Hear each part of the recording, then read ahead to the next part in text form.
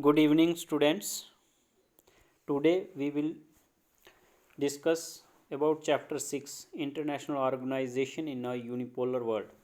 तो आज हम चैप्टर 6 को पढ़ेंगे international organisation in a unipolar world class 12th और explain the structure and organs of the United Nations organisation UNO and their functions. तो इसमें मैं चैप्टर 6 में क्वेश्चन ले रहा हूँ स्ट्रक्चर और organs of the United Nations organisation कि यूनाइटेड नेशंस के कितने ऑर्गन्स हैं and what are their functions, और उनके फंक्शंस क्या हैं, क्या क्या काम ये करते हैं और कितने ऑर्गन्स हैं और कैसे ये काम करते हैं। तो let us start. The United Nations organisation UN consists of 193 members. तो ये पिछली वीडियो में आपको UN क्या है और what are the facts about UNO ये मैं पढ़ा चुका हूँ, और अगर वो वीडियो आपने नहीं देखी है तो मैं उसका लिंक इसके डिस्क्रिप्शन बॉक्स में डाल दूँगा, वहाँ से भी देख सकते हैं जिन बच्चों ने नहीं देखी है। तो United Nations organisation presently 193 members से बना हुआ है। ओरिजिनल मेंबर्स जो थे वो इसके 51 थे। तो UN performs it's activities through 6 main organs. 6 इसके मेन ऑर्गन्स हैं जिनके थ्रू UNO अपने एक्टिविटीज़ करता है, अपने फंक्शंस करता है। These include the following. First है UN जनरल असेंबली। तो फर्स्ट ऑर्गन जो है यूनाइटेड नेशंस का वो है UN जनरल असेंबली। और UN जनरल असेंबली जो है द UNGA इसकी एब्रीवेशन है, is a world parliament with 193 members. अब देखिए ये वर्ल्ड की पार्लियामेंट ही है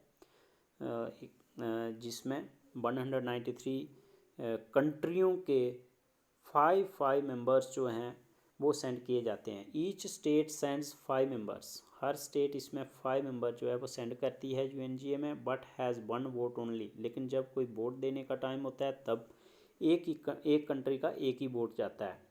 it's annual session is held once annually in September. तो आपने ये भी याद रखना है कि ये साल में एक ही बार इसका सेशन होता है, और वो सेशन जो होता है वो एनुअली होता है, और सितंबर के जो 3rd ट्यूसडे होता है,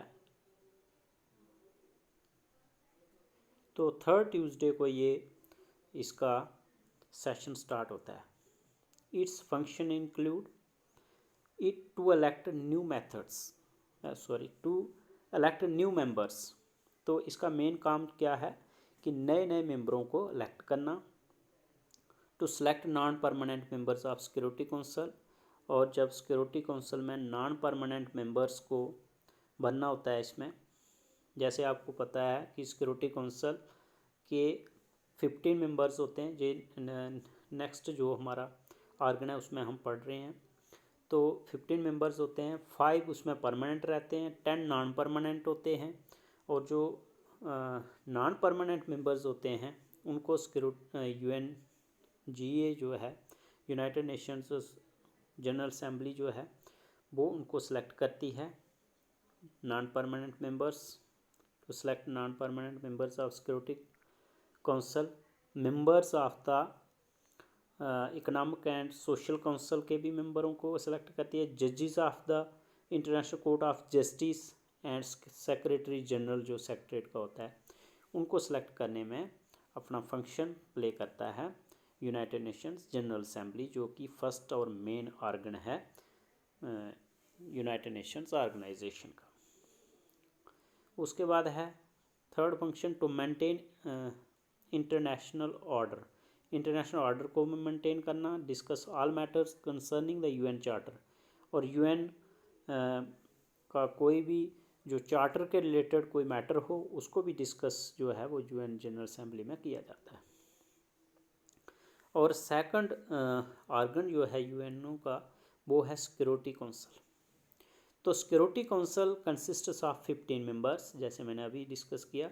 security council consists of 15 members, out of which 5 China, USA, Russia, France और Britain, these are permanent members have veto powers.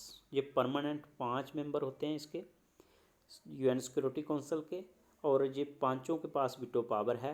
The non permanent are elected after every 2 years by the UNGA, United Nations General Assembly है। Non permanent मेंबरों को हर 2 साल के बाद नए नए उसमें इलेक्ट किए जाते हैं। 193 मेंबर कंट्रीज जो हैं उनमें से। It meet twice a month, ये मंथ में 2 बार इसकी मीटिंग होती है, किसकी? सिक्योरिटी काउंसिल की। Its permanent members have veto power, जैसे अभी मैंने बताया, और the right to reject resolution. या तो इसका मतलब होता है कि कोई भी जब UN general security council, UN security council कोई रिजोल्यूशन लेती है, और 5 जो China, USA, Russia, France and Britain, जो ये 5 परमानेंट मेंबर हैं, इनमें से एक भी उस रिजोल्यूशन को रिजेक्ट कर दे तो वो समझो अपनी वीटो का उसने यूज़ कर लिया। Veto means to say no, और वीटो का मतलब होता है से नो कह देना। Its main functions include, main function इसके इसमें हैं, फर्स्ट है to maintain international peace and settle disputes peacefully. तो इंटरनेशनल पीस को मेंटेन रखना, और कोई भी डिस्प्यूट्स हो देशों के बीच में, स्टेट्स के बीच में, कंट्रियों के बीच में, उनको पीसफुली सेटल करना। Second, taking action against the अग्रेसर स्टेट्स। अग्रेसर स्टेट्स कौन होती है? जो हमलावर कोई देश होता है, जो कोई कंट्री, एक कंट्री दूसरे कंट्री पे अटैक कर देता है, तो उसको यूएन सिक्योरिटी काउंसिल जो है उसको आइडेंटिफाई करती है कि हु इज़ द अग्रेसर।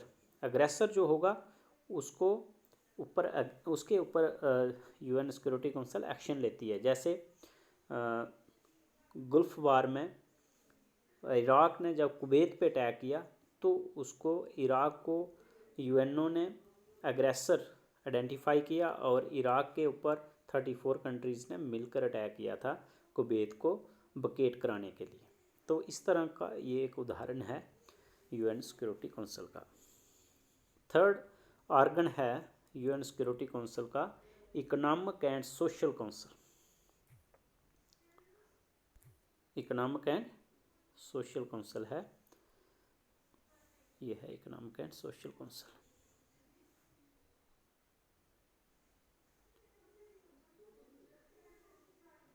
तो इकोनॉमिक एंड सोशल काउंसिल जो है 54 मेंबर्स का बना हुआ है।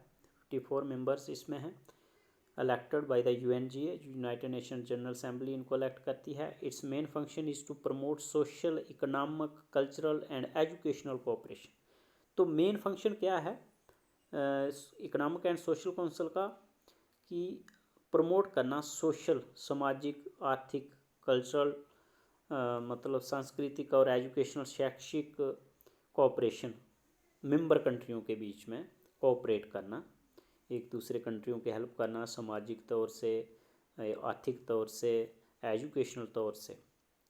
और फोर्थ है ट्रस्टीशिप काउंसिल। ट्रस्टीशिप काउंसिल जो है ये 14 मेंबर्स का बना हुआ है। It has 14 members to look after areas liberated from Japan, Germany after the second world war. Second world war के बाद जो लिबरेट किए गए थे कंट्री जर्मनी और जापान से, उनकी देखभाल के लिए ये ट्रस्टीशिप काउंसिल बनाया गया था। बट अब इसकी इतनी इम्पोर्टेंस नहीं रही है, its importance has declined. Next है fifth, international court of justice, जिसकी मैं अब बात करूँगा। International court of justice is the fifth organ of the UN security council. तो यूएन सिक्योरिटी काउंसिल का फिफ्थ ऑर्गन है। इट कंसिस्ट्स ऑफ 15 जजेस। ये कितने जजेस का बना है? 15 जजों का, elected by the UNGA, united nation general assembly इनको इलेक्ट करती है। और सिक्योरिटी काउंसिल ये मिलके यूएन सिक्योरिटी काउंसिल और United nation general assembly international court of justice के 15 जजेस को इलेक्ट करती है। This court was established in 1946 और ये कोर्ट जो है वो 1946 में इस्टेब्लिश किया गया Hague Netherland. Its main function include to settle disputes between the member states. Member स्टेटों के बीच में कोई भी डिस्प्यूट हो तो ये कोर्ट जो है एज एडवाइस के तौर पे उसको सेटल करता है।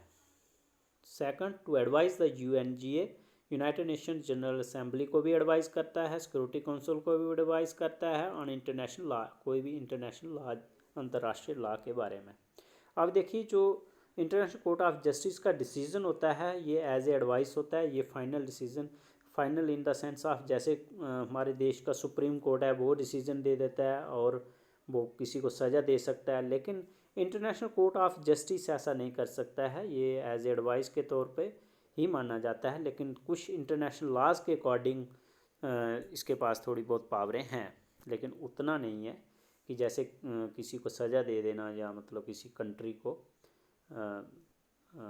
वो नहीं है इसके पास इतनी पावर। नेक्स्ट है 6th organ of the UN, वो है सेक्रेटरीट। तो secretariat is the permanent office of the UN headed by a general secretary. इसका हेड होता है जनरल सेक्रेटरी। सेक्रेटरीट जो है ये एक परमानेंट ऑफिस रहता है UN का।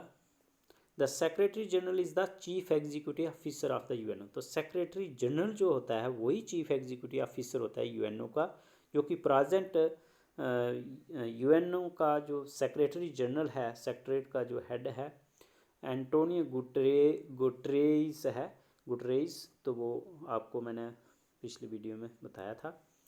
तो कंक्लूजन के तौर पे मैं बता रहा हूँ आपको कि हेड क्वार्टर यहाँ इसके जो 6 ऑर्गन हैं इनके हेड क्वार्टर्स कहाँ रहते हैं।